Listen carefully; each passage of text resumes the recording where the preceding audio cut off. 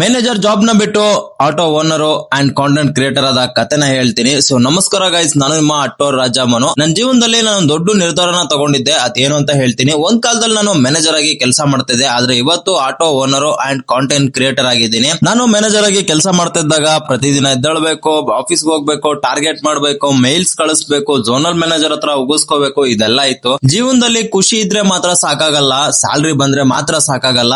ನಿಮ್ಗೆ ಇಷ್ಟ ಆಗೋ ಕೆಲಸನ ನೀವು ಮಾಡ್ಬೇಕು. ನಾನು ಒಂದಿನ ಯೋಚನೆ ಮಾಡಿದೆ, ನನ್ನ ಕನಸುಗಳನ್ನ ಬೇರೆ ಒಂದು ಕಂಪ್ನಿನ ಬೆಳೆಸೋದಕ್ಕೆ ಯೂಸ್ ಮಾಡ್ಬೇಕಾ ಅಥವಾ ನನ್ನ ಜೀವನನ ಕಟ್ಕೊಳ್ಳೋದಕ್ಕೆ ಯೂಸ್ ಮಾಡ್ಬೇಕಾ ಅಂತ.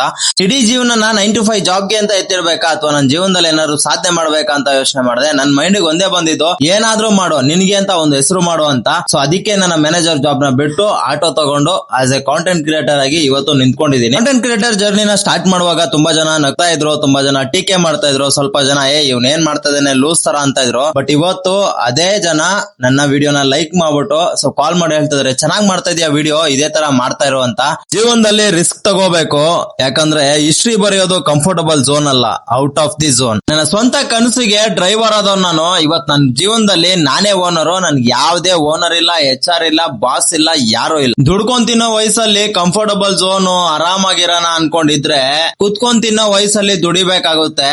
ಒಂದು ಮಾತ್ರ ಮೈಂಡ್ ಅಲ್ಲಿ ತಗೊಂಡಿದೀನಿ, ನೆಕ್ಸ್ಟ್ ಕುತ್ಕೊಂಡ್ ತಿನ್ನೋ ವಯಸ್ಸಲ್ಲಿ ಆರಾಮಾಗಿ ಜಾಲಿ ಮಾಡ್ಕೊಂಡು ನನಗ್ ನಾನೇ ರಾಜನಾಗ್ ಬದುಕ್ಬೇಕು ಅಂತ. ಸೊ ಅದಕ್ಕೆ ಏನೆಲ್ಲ ಮಾಡ್ಬೋದು ಅದೆಲ್ಲ ಮಾಡೇ ಮಾಡ್ತೀನಿ. ನೆಕ್ಸ್ಟ್ ಒಂದು 3 to 4 years ಅಲ್ಲಿ ನಾನು ದೊಡ್ಡ ಮಟ್ಟಕ್ಕೆ ಬೆಳಿಬೇಕು, 100% ಬೆಳೆದೇ ಬೆಳಿತೀನಿ. ಅದಕ್ಕೆ ನಿಮ್ಮ ಆಶೀರ್ವಾದ, ಸಪೋರ್ಟ್ ಎರಡೂ ಬೇಕು. ಇವತ್ತು ನಾನು ಮಾಡ್ತಾರೋ ಕೆಲಸ ಚಿಕ್ಕದಾಗಿರ್ಬೋದು, ತುಂಬಾ ಜನಕ್ಕೆ ನಾನು ಮಾಡ್ತಾರೋ ಕೆಲಸದ ಮೇಲೆ ರೆಸ್ಪೆಕ್ಟ್ ಇಲ್ದೇ ಇರ್ಬೋದು. ನಾಳೆ ದಿನ ನಾನು ಒಂದು ದೊಡ್ಡ ಮಟ್ಟಕ್ಕೆ ಬೆಳಿತೀನಲ್ಲ, ಅವತ್ತು ನಾನು ಹೇಳಿ ತೋರಿಸ್ತೀನಿ, ನಾನು ಕಷ್ಟ ಕಾಲದಲ್ಲಿ ಇದ್ದಾಗ ನನ್ನ ಆಟೋನೇ ಓಡಿಸಿದ್ದು ಅಂತ. ಸೊ ಅದು ರೆಸ್ಪೆಕ್ಟ್ ಅವಾಗ ಬರುತ್ತೆ. ಆ ರೆಸ್ಪೆಕ್ಟ್ ನ ತಗೊಂಡ್ ಬಂದೇ ಬರ್ತೀನಿ. ತುಂಬಾ ಜನಕ್ಕೆ ನಾನು ಆಟೋ ಓಡಿಸ್ತಾ ಇದೀನಿ, ಏನೋ ಒಂದ್ ತರ ನೋಡ್ತಾ ಇದಾರಲ್ಲ, ಅವ್ರಿಗೆಲ್ಲ ಏಟ್ ಕೊಟ್ಟೆ ಕೊಡ್ತೀನಿ. ಸೊ ಆ ಏಟು ಯಾವ ತರ ಇರುತ್ತೆ ಅಂದ್ರೆ ಮುಟ್ ನೋಡ್ಕೊಳ್ಳೋ ತರ ಇರುತ್ತೆ. ನಾಳೆ ದಿನ ಯಾವ್ದೇ ಚಿಕ್ಕ ಕೆಲಸ ಮಾಡ್ತಿರೋನ್ಗುನು ರೆಸ್ಪೆಕ್ಟ್ ಇಲ್ಲ ಅನ್ನೋದನ್ನ ಹೇಳ್ಬಾರ್ದು, ಆ ರೇಂಜ್ ಮಾಡ್ತೀನಿ.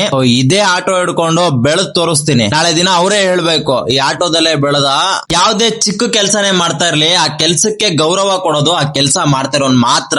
ಬೇರೆಯವ್ರಿಗೆಲ್ಲ ಅದು ಚಿಕ್ಕ ಕೆಲಸ ತರ ಕಾಣಿಸುತ್ತೆ, ಬಟ್ ಆ ಕೆಲಸ ಮಾಡ್ತಾ ಇರ್ತಾನಲ್ಲ ಅವನ್ಗೆ ಅದು ದೊಡ್ಡದಾಗಿ ಕಾಣಿಸುತ್ತೆ. ಆಟೋ ನಮ್ಗೆ ಅನ್ನದಾತೆ. ಇನ್ನಷ್ಟು ವಿಷಯಗಳನ್ನ ಮುಂದಿನ ವಿಡಿಯೋದಲ್ಲಿ ಚರ್ಚೆ ಮಾಡೋಣ. ಇಷ್ಟ ಆಗಿದ್ರೆ ಲೈಕ್ ಮಾಡಿ, ಸಬ್ಸ್ಕ್ರೈಬ್ ಮಾಡಿ, ಸಪೋರ್ಟ್ ಮಾಡಿ.